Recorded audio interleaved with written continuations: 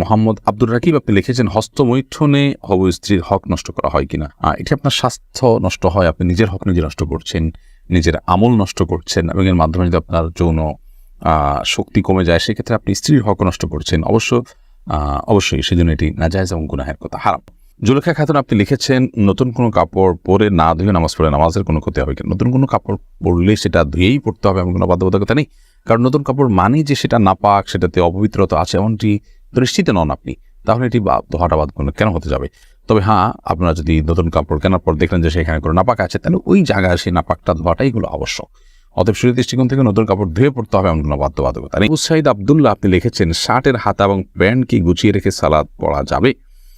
শার্টের হাতা এবং প্যান্ট গুছিয়ে সালাত আদায় করা মাকরুহ, নবী করিম সাল্লাল্লাহু আলাইহি ওয়াসাল্লাম নিষেধ করেছেন এটি, এই জন্য এটা ছেড়ে সালাত আদায় করতে হবে। তবে হ্যাঁ, প্যান্টের বিষয়টা হলো সেটা যদি কেউ টাকনুন নিচে পড়ে যায় সেটা থেকে বাঁচার জন্য গোছান, তার সেটা জায়েজ আছে, কিন্তু সেটা সলাতে শুধু না বরং সবসময় এরকম রাখতে হবে। এখন আপনি লিখেছেন, স্মৃতিশক্তি কীভাবে বাড়ানো যায়? আমার তেমন কিছুই মনে থাকে না, একদিকে পড়ি অন্যদিকে ভুলে যাই।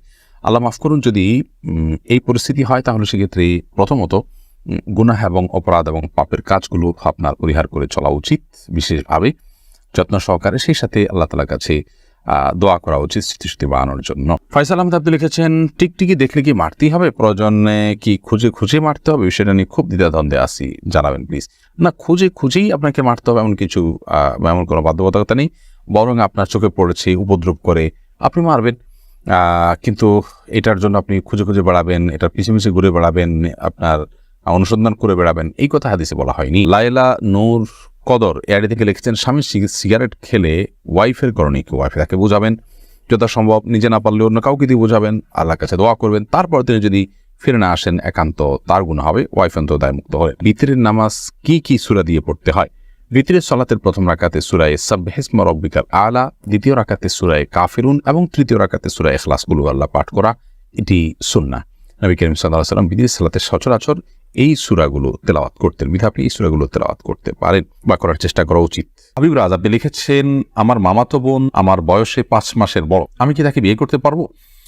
দেখুন, যিনি বয়সে বড় তার সাথে বিবাহ বন্ধনে আবদ্ধ হওয়া মৌলিকভাবে জায়েজ আছে, এটি কোনো নাজায়েজ বা হারাম কোনো বিষয় নয়।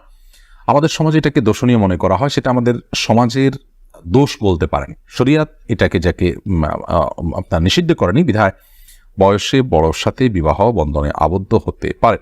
মোহাম্মদ আরিফ রহমান আপনি লিখেছেন, আপন 2 বোনকে একত্রে বিয়ে করা যাবে কিনা? এই বিষয়ে ইসলামিক বিধানকে সম্পূর্ণ হারাম। আপন 2 বোনকে একসাথে বিয়ে করা যাবে না, এমনকি পৃথক করে বিয়ে করা যাবে না। এক বোন স্ত্রী থাকাকালীন সময় অন্য বোনকে বিবাহ করা যাবে না, অর্থাৎ এট এ টাইম 2 জন বোন কারোর স্ত্রী হতে পারেন না, এটি হারাম। শুধু এটি নয়, এমন 2 জন নারীকে একসাথে স্ত্রী হিসেবে রাখা যাবে না যেই 2 জন নারীর একজন পুরুষ হলে আরেকজনের সাথে তাদের নিজেদের বিয়ে জায়েজ হতো না, এরকম সম্পর্কের 2 জন নারীকে একসাথে স্ত্রী হিসেবে রাখা জায়েজ নয়। হ্যাঁ, একজনকে বিয়ে করেছেন, তার সাথে বিচ্ছেদ হলো বা তিনি মারা গেলেন, তারপর অন্যজনকে বিয়ে করেছেন তার বোন, সেটি জায়েজ আছে।